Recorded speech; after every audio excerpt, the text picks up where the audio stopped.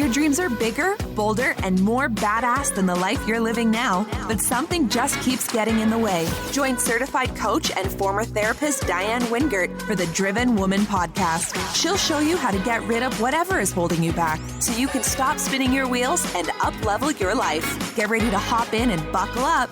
This is the Driven Woman podcast, and we're heading for the fast lane.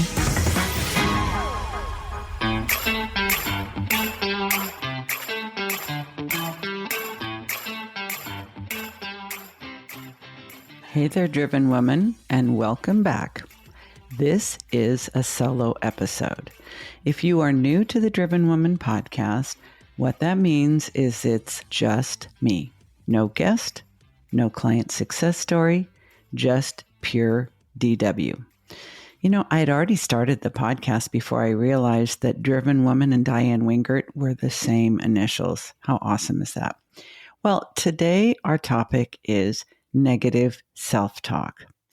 It doesn't sound very fun. It doesn't sound very sexy, but man, oh man, is it important. My work as a business mindset coach is half skills and half literally helping my clients change the way they think about themselves, specifically what they believe they're capable of and what they will attempt to do in their business based on what they believe they're capable of. The interesting thing about what we think we are capable of is in almost every case, it is based on outdated information.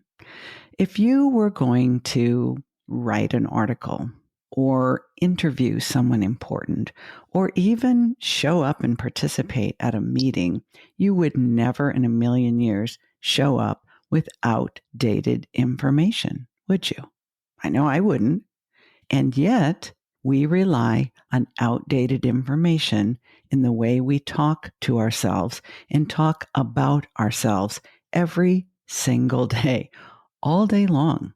You've probably read the same statistics that I have, and I have no idea whatsoever how anyone collected this, but it is said that the average person thinks somewhere between 60,000 and 90,000 thoughts a day. And I'm sure mine's probably more like 120 plus range. I do a lot of thinking, but most of the thoughts we think are repeat. We are literally thinking the same thoughts today that we thought yesterday and the day before that and the month before that and the year before that and the decade before that. They're old, recycled thoughts that just show up automatically in our brain with no effort. So before we can actually start talking today about these negative thoughts that plague so many brilliant women I know, including myself, and how to get rid of them, we need to first talk a little bit about how the brain actually works. So for advanced students of personal growth and how the brain works, this may be a review for you. For others, this will literally blow your mind. So how the brain actually works, starting with the fact that we are born, think about this, we are born with a brain that actually has to see us through on average, 80 years. Let's just say the average human lifespan is 80 years. So the brain you are born with has got to last you about 80 years. And unlike any computer or tablet or even your smartphone, you never get an update. You never get an upgrade. You can't buy more memory. You can't buy a faster processor. What you get is what you get. Now, if you've never thought about that, how is it possible for that brain to last 80 years without an upgrade? I'll tell you how. The brain is really, really good at the way it works. Identifying, labeling, categorizing, processing, and storing information. And it does this very efficiently so that it can keep on packing in new information for 80 years without any updates or upgrades. Now, when you're born, there's nothing in there. It is literally what I like to say, an empty field of fertile soil. Newborn baby isn't thinking about anything. And from the moment of birth and we start to become aware of ourselves and those around us, we are listening. We don't even know what we're hearing at first, but that doesn't mean the brain isn't recording information. And for the next few years, from birth to about age 7, we are constantly taking in information, much of which is things that are said to us and things that are said about us within our hearing. And that forms the basis of who we think we are.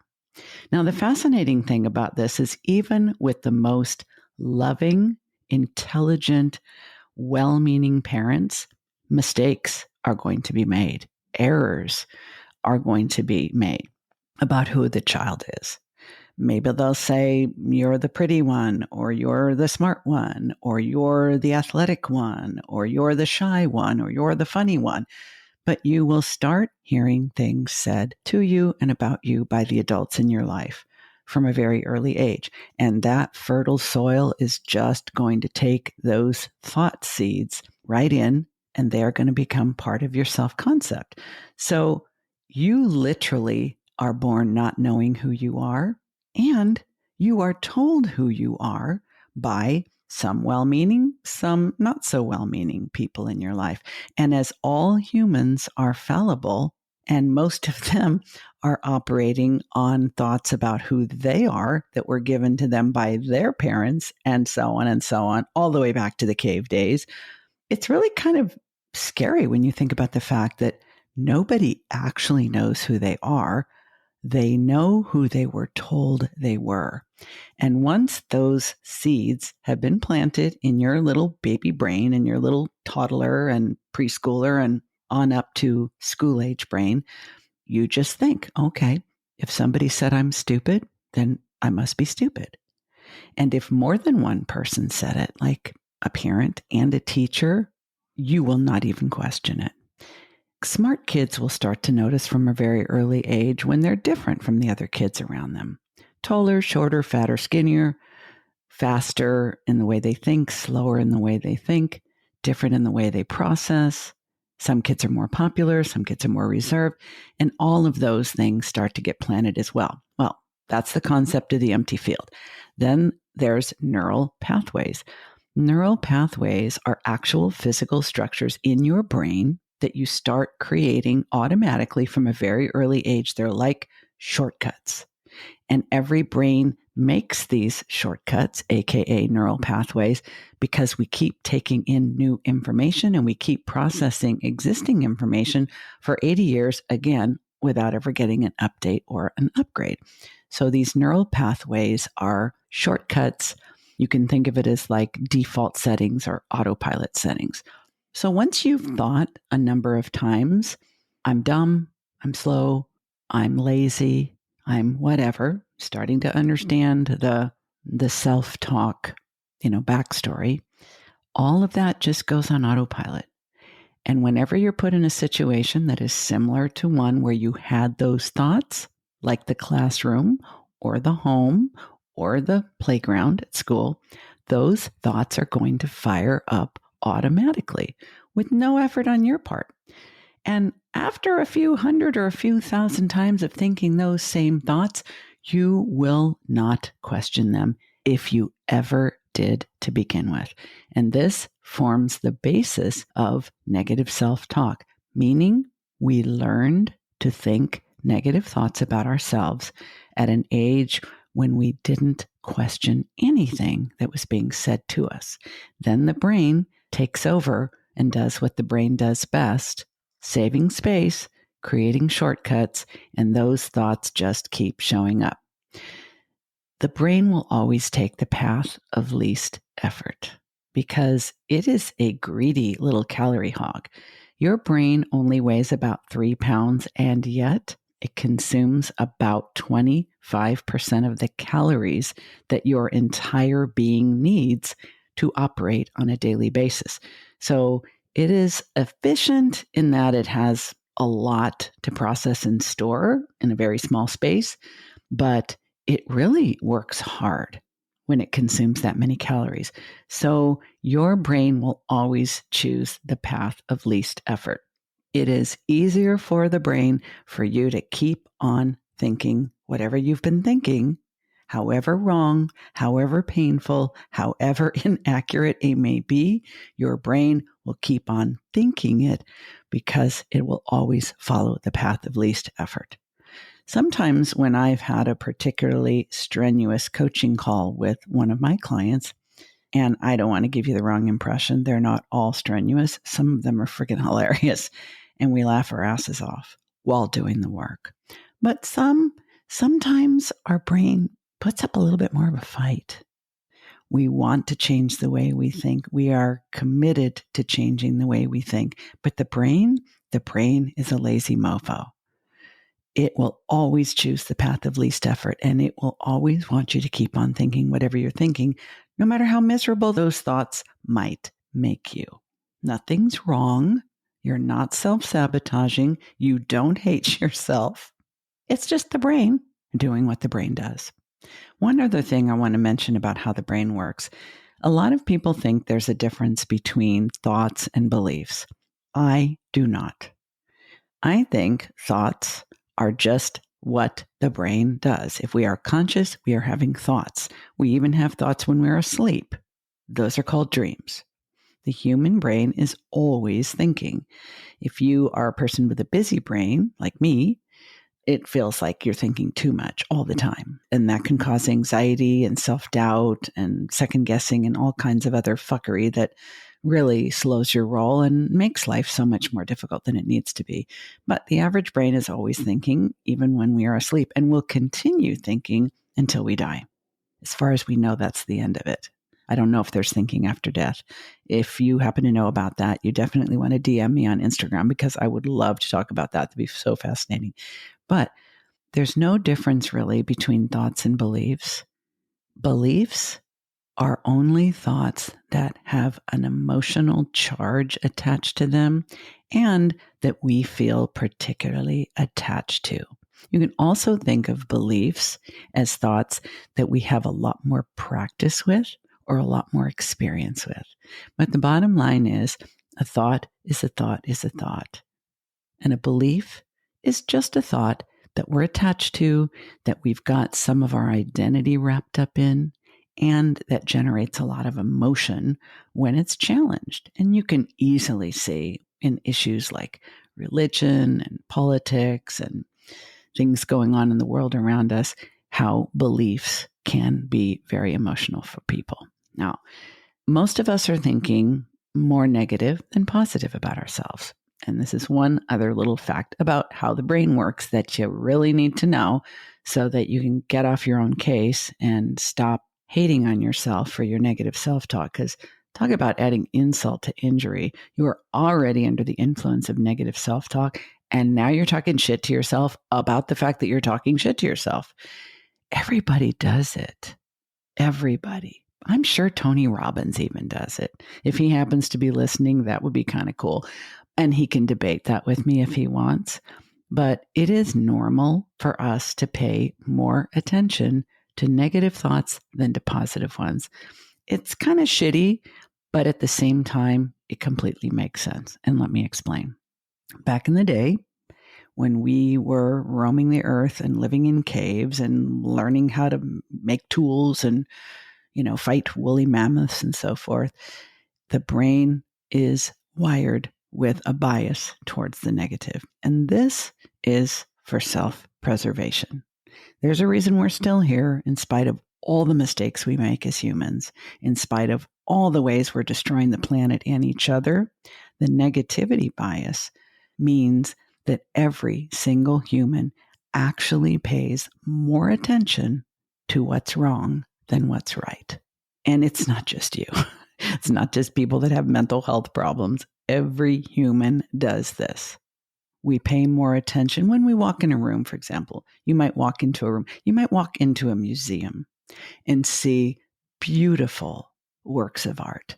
If one of them happens to be a little teeny bit crooked on the wall, which is hard to imagine because they have people watching for things like that, but let's just say theoretically, a beautiful painting is a teeny bit crooked on the wall, your eye and your mind will zero in on that. If you are writing a blog post or a book chapter or a best-selling book, the errors, the mistakes, the typos will seem so much more valid and important. If you have a podcast like this one, and you mostly get 5-star reviews, which I mostly do, the one that's going to jump off the page at me is going to be the person who's critical. This is just how the mind works. And it's actually intentional to be that way because let's say we're back in the cave days and you're foraging for twigs and nuts and berries, looking for stuff to eat until you can find something more substantial. If you eat a handful of berries and they make you violently ill, you need to remember what those berries look like so that you don't eat them the next time you come across that kind of berry. So negative experiences, especially those that are associated with any kind of a traumatic or unpleasant outcome, are going to burn themselves into your brain. Now, people who have a trauma history, and I'm sure some percentage of people listening to this podcast have a trauma history. I have a trauma history. It can take a lot of work to dispel a pervasive amount of negative thoughts from dominating your self-talk and dominating your day, because trauma thoughts are really sticky and really difficult to get rid of. And that may require therapeutic effort. But if your brain happens to pay more attention, if you are paying more attention to the times that you're criticized than the times that you're praised, the times when people find fault with you instead of when people think you're amazing, if you even deflect compliments and try to talk people out of thinking well of you, you're normal. That's just the way the brain works. Now, it's not fun. It doesn't feel great. And if we do not learn to be critical of the thoughts that we are thinking, we will continue thinking them. Almost every bold, brave, brilliant, badass woman I have ever met will admit to having negative self-talk. Some of them, it's occasional, and others, it is literally constant. Negative self-talk is something that you don't actually have to have a shitty life to have negative self-talk. You can have an amazing life and still be plagued by negative self-talk. And because most people don't question their negative self-talk, they think that they are actually just narrating reality. What I like to say is that most of us believe our self-talk so completely and without any reservation whatsoever, you could probably pass a lie detector test narrating your negative self-talk. It is that believable to us. Why do we believe it? We're just used to believing it. It seems real and irrefutable because it just shows up in our brains automatically with no effort. And if this is what I'm thinking, and this is what I've been thinking, and this is what I keep thinking, even when I don't want to, it must be true, right? Except that it's not. It's not. And it probably never was. It's probably something that was said to you or about you a long time ago, even if you don't remember. By now, you just keep thinking it. What I tell my clients is, no matter what you're thinking or how long you've been thinking it, if it does not serve you now, it actually makes no difference if it was true and isn't now, or if it was never true. The only criterion that I think matters is, does your self-talk serve you now? And if it does not serve you, if it interferes with what you want to do and how you want to feel in your life, it has got to change. And here's the good news. It's not easy to change your self-talk, but it is simple. So we're going to take a little break, and then I'm going to come back and I'm going to tell you exactly what I teach my clients and what I practice in my own life. Stay tuned. Hey there, it's Diane. Whether you are a brand new listener or have been with me from the beginning, I want to let you know how much I appreciate that you take the time out of your week to listen to the Driven Woman podcast. I love knowing that there are women all over the world whose lives are being changed for the better simply by listening to our solo episodes, guest expert interviews, and client success stories. Some of them tell me so in podcast reviews, in DMs on Instagram, and by email, and I love hearing from them. But you know, for many of us, we are not going to be able to reach our most important goals without guidance, support, and accountability. The kind you get from an expert coach who truly understands what it's like to build a business, even though you're afraid, even though you're uncertain, even though you don't have it all figured out, because that coach has done it themselves and helped other people as well. So whether one-to-one coaching is what's right for you because you want a highly customized approach, or you really prefer to learn and grow and be challenged as part of a group, I've got you. There are links in the show notes. You can let me know that you're interested, and we will take the next step together. I promise I will not invite you to work with me unless I think you're ready, unless I think I'm the right coach for you, and unless I am 100% confident that we can blow your mind and rock your world together, because that is the only kind of outcomes that I am interested in creating. So let me know if that sounds right for you. I just wanted to make sure that you knew there is more available to you than just listening to this podcast. But that being said, I'm so glad you're here. Want to know what one of my clients has to say about the experience of working with me? Have a listen to this. Now, looking back, a year from now to today, I'm a completely different person. Even, from the very first day that I started to work with you, I realized things are going to be really different. I mean, actually, I know before we even spoke, when I heard you on that podcast, I thought, this woman is exactly what I need. And honestly, I've never met anyone like you. And I'm so appreciative of everything that you've done. I mean, just sharing your experiences with everyone and being so open and honest, and just seeing you and how you interact with other people and how you share your experiences has helped in that recalibration in my own mind, because now I can accept myself for who I am, and I don't have to apologize for who I am. Who I am is who I am, and I love who I am. I'm not perfect by any means, no one is, but I'm freaking awesome.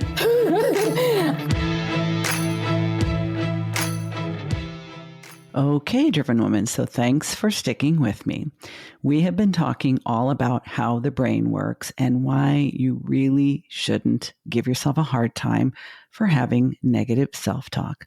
It's just your brain. Everybody has one. They all work the same way. They pay more attention to the negative than the positive, but it's not working for you. So we're going to change it. Now, I like to think of this as thinking better thoughts. Even just changing the language, instead of saying, oh, I really have to quit this negative self-talk, I really need to stop thinking so negatively, I like to say, let's think better thoughts. You're already starting to lead your mind in a more positive direction. Now, I don't want to get confused between thinking better thoughts and positive thinking. Positive thinking, to me, it was very popular a few decades ago, and it was really along the lines of that fake it till you make it. Just sort of slap a Band-Aid of something positive, something happy, something shiny on top of whatever shitty stuff you're actually thinking. Brains are not that easily fooled, and your brain is very committed to just keeping on. If it's been thinking what it's been thinking, It's the path of least effort to keep on thinking it. So you're not fooling any brain anytime soon by slapping a positive message on top of it. When I teach my clients how to change their thoughts and think better thoughts, oftentimes it starts with asking yourself a question, because so many times we divide our life experiences into positive and negative, into good and bad. This is especially true when it comes to behavioral change. We're trying to eat less, drink less, smoke less, shop less, gossip less, swear less. I would never try to do that. But trying to get yourself to stop something because you've labeled it bad or wrong, that's really an uphill battle. So thinking better thoughts is a much easier way to go about it. And here's what I want to say about this. It's really an identity change. And I didn't quite understand this at first. I think you may know that I was a therapist for a lot of years before I became trained and certified as a coach. And one of the things that was frustrating for me as a therapist is I could teach my clients so many ways to feel better and function better. But inexplicably, many of them would just keep retreating back to what many refer to as a comfort zone. But it was definitely not comfortable until I understood the difference between comfortable and familiar. Our negative self-talk is not comfortable. And the way it makes us feel to always have those thoughts about ourselves, especially when we're trying to improve some aspect of our lives, that just sucks. It is not comfortable. What is this comfort zone everyone's talking about? There's nothing comfortable about thinking shitty thoughts about yourself. Nothing comfortable at all. I prefer to think of it as it's what's familiar.